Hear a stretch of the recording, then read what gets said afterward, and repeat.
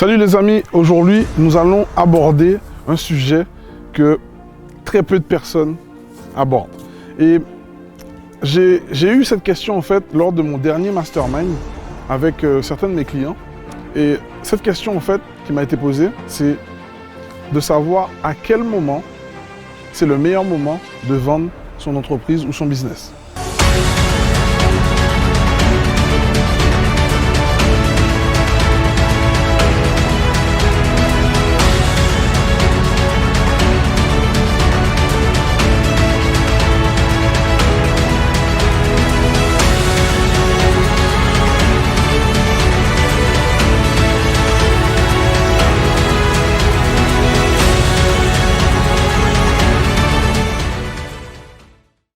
Et j'ai trouvé vraiment cette question pertinente, donc aujourd'hui, on va la traiter ensemble. Donc, il faut savoir que pour qu'un business explose, il faut que dès lors que vous créez votre business, vous pensez déjà à la revente de votre business. Pourquoi? Car le fait de penser comme ça directement votre business, vous allez en fait utiliser des tips que j'ai justement, je vais me servir de ce livre pour vous apporter un maximum de valeur dans cette vidéo. C'est un livre qui s'appelle E-Myth. Donc, vous le verrez en fait la page de couverture du livre ici. Et c'est un livre en fait en anglais, pour ceux qui ne parlent pas anglais, et qui n'existe pas en français. Donc, voilà, mes amis qui ne parlez pas anglais, je vous invite donc dès maintenant à bosser votre anglais. Et il n'y a pas de honte. Moi, je ne parlais pas anglais jusqu'à quelques mois. J'ai dû partir faire un stage pour perfectionner mon anglais. Et il n'y a pas de honte sur le sujet. Le but du jeu, justement, c'est l'action. Nous sommes des action man. Nous, on cherche à avancer. Quand on n'arrive pas à faire quelque chose, il faut trouver des solutions. Donc, trouvez des solutions le plus rapidement possible pour justement améliorer votre anglais. Donc, bref. Et dans ce livre, en fait, vous allez apprendre justement à rendre votre business vendable et scalable. Donc, je ne vous en dis pas plus. Restez jusqu'à la fin de cette vidéo pour comprendre où je veux en venir.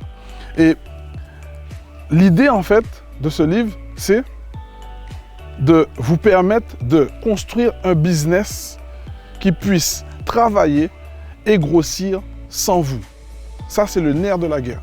Dès lors que vous pensez à un business, commencez à mettre en place des systèmes qui vont vous permettre de pouvoir faire grossir votre business et que votre business puisse travailler sans que vous ayez besoin d'y être.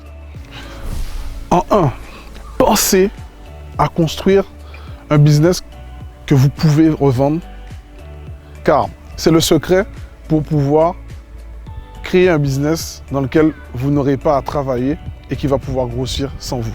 Car pensez à construire un business que vous êtes prêt à vendre, c'est-à-dire que ça va vous forcer à mettre en place des systèmes qui vont vous permettre justement d'être en mode supervision plutôt qu'être en mode production.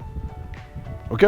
Donc, pensez vraiment à ça dès le départ et c'est quelque chose que très peu d'entrepreneurs pensent à faire. Car la plupart des entrepreneurs travaillent dans leur business plutôt que travailler au-dessus de leur business et d'avoir que des idées et des prises de décision qui vont permettre à leur business de croître. En deux, imaginez et visualisez ce à quoi devrait ressembler votre business une fois que vous aurez atteint votre objectif. Le meilleur moyen de structurer et de mettre en place les choses qui vont permettre à votre business d'atteindre les objectifs que vous souhaitez, c'est de le visualiser et de l'imaginer avant que vous ayez atteint cet objectif.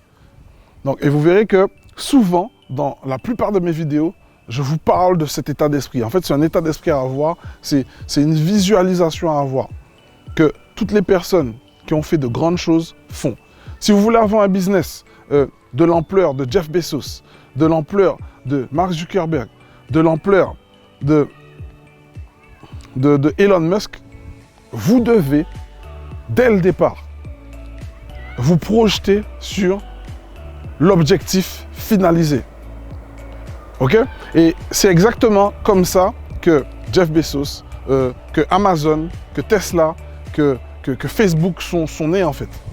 Car au début, c'est pas un business model qui a été copié. Ils ont créé de toutes pièces leur business model.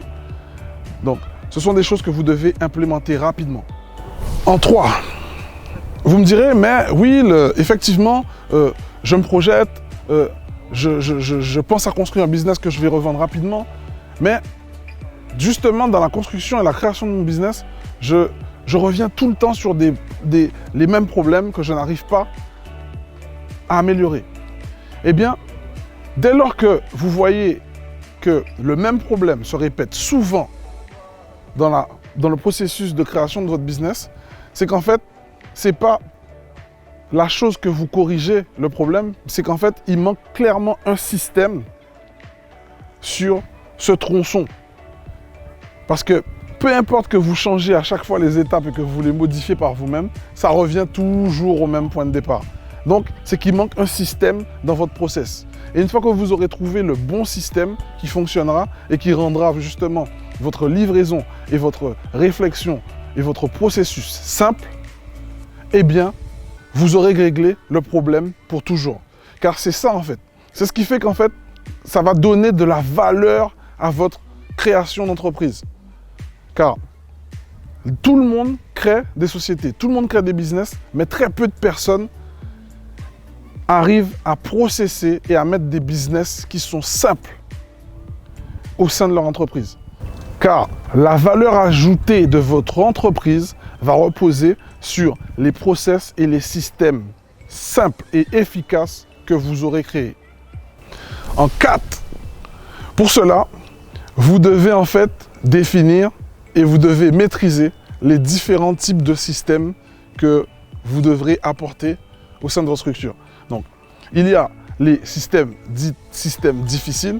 Système difficile, en fait, c'est ce qui va vous permettre d'attirer de la clientèle chez vous, contrairement à d'autres. C'est le process que vous aurez qui va vous permettre, en fait, d'attirer du monde et de faire vos premiers profits. Exemple, McDonald's. C'est le système difficile de McDonald's, ce n'est pas le burger, mais c'est l'immobilier. OK? Et derrière ça, en fait, il y a un business model et un système. Ensuite, vous avez les systèmes soft. Le système soft, c'est, je vais prendre un exemple pour Facebook. Le système soft, c'est de faire en sorte de garder au maximum son utilisateur sur Facebook.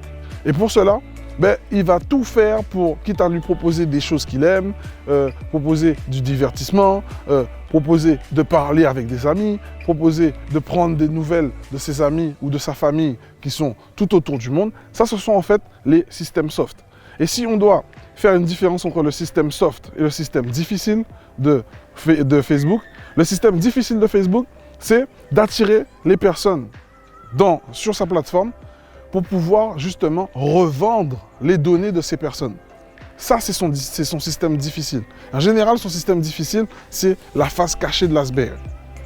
Le système soft, c'est cette chose que tout le monde sait, qu'on voit, que tout le monde voit, et ils sont OK avec ça parce que ça leur permet justement d'échanger et ça leur permet de résoudre un problème qu'ils avaient dès le départ. Ensuite, il y a les systèmes d'information. Le système d'information, c'est ce qui va vous permettre de savoir et d'attirer du monde dans vos systèmes. Notamment si on reparle de Facebook, le système d'information de Facebook, c'est que comme son but, c'est de revendre les données de ses utilisateurs à des plus gros, eh bien, son système soft, ça sera de leur proposer des divertissements, de proposer des choses pour qu'ils puissent rester sur la plateforme. Son système d'information, c'est de pouvoir proposer justement à des entreprises, des particuliers, de payer pour proposer leurs services aux différents utilisateurs qui sont sur cette plateforme.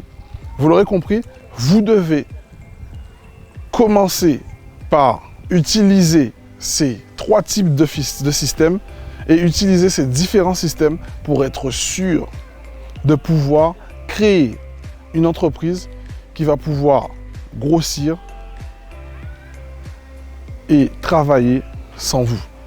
Au-delà de ça, je vous dirais que pour conclure cette vidéo, il vous faut absolument avoir un business vendable, ou je dirais que vous pouvez revendre, car un business qui est susceptible d'être revendu, c'est un business qui a une forte capacité d'évolution